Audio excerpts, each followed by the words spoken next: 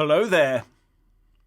And just to let those of you that don't know, I was taken down by a very nasty little bug a few days ago that really knocked me for 6. I am recovering, but still a way to go, and thanks so much for all the kind messages. Now, as ever, please kick that YouTube algorithm up the backside by giving this video a big, fat like. And I do generally, health allowing, upload new videos every day, so please do check back regularly. Now, the news that caught my eye today was that of Boris Johnson's impending cabinet reshuffle. There had been rumours that after the general election there would be a massive cabinet overhaul, but that never transpired.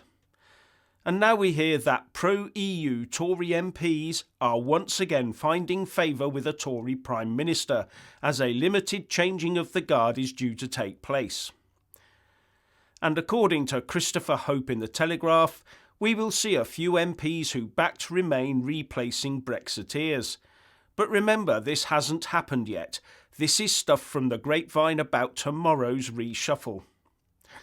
Hope says that those tipped to be on the way in are Remainers Chloe Smith as a new Minister for the Union, Oliver Dowden to replace Baroness Morgan at the head of Digital, Culture, Media and Sport, and Lucy Fraser, while Brexiteers like Geoffrey Cox, Andrea Leadsom and Theresa Villiers look set to be dropped.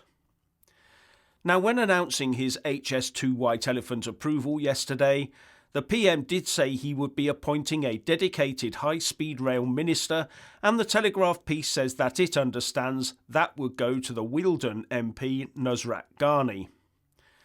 Now, Wealdon is down in East Sussex, and as far as I can see, well detached from the HS2 route. So one assumes her voter base will be unaffected by any fallout from carving huge chunks out of the countryside.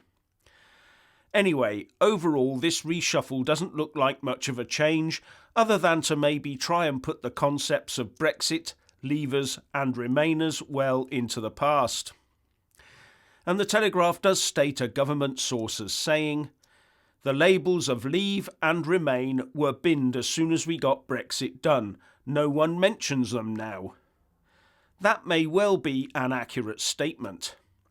But the concepts of rejoin, close alignment and dynamic alignment are definitely not yet consigned to any historical dustbin. The concepts of the single market, the customs union, ECJ oversight of UK human rights, workers' rights and how we live our lives at every level are still current concepts that the pro-EU elements within politics would be more than happy to see implemented in the UK. And putting people around your table who might think it a good idea to maybe appease the EU with some alignment, a huge quota of our annual fish stocks, distancing ourselves from Northern Ireland a little, and yes, even talking to Spain about sharing sovereignty over Gibraltar, is not putting out the clear Brexit message of taking back control of our borders, laws and money. That Brexit message needs reinforcing, not diluting. As Boris and his advisers know, this cabinet reshuffle will be analysed not just by our domestic pundits, but also by those who advise the Eurocrats, and they may see this as a sign that Boris is weakening and leaning towards accepting a few of their demands on dynamic alignment and ECJ oversight. They may well interpret this as a chink in the UK armour. I've got to say that there are stirrings on social media that people are becoming uncomfortable, if not downright disappointed, in the direction this Boris Johnson government is taking, given some of his recent pronouncements. Think of no gas boilers in new build homes and only battery-driven new build cars after 2035, for example.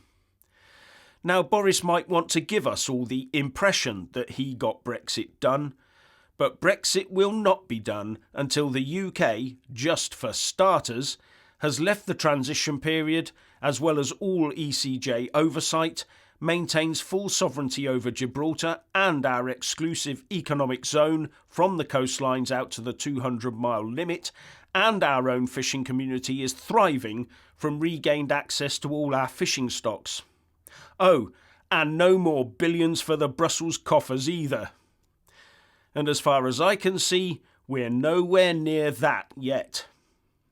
Anyway, if you want to hear more from me, please don't forget to subscribe and also press that little bell, or you won't get any notifications. And if you want to see more of me, buy a mug with my mug on it. Anyway, what do you think about this possible reshuffle? Please share and comment, and thank you for listening. Please do like and share this video, and also subscribe to my channel. And when subscribing, please do remember to press on the little bell next to the subscribe button. That way you'll get an alert every single time I put up a new video. And thank you very much for watching.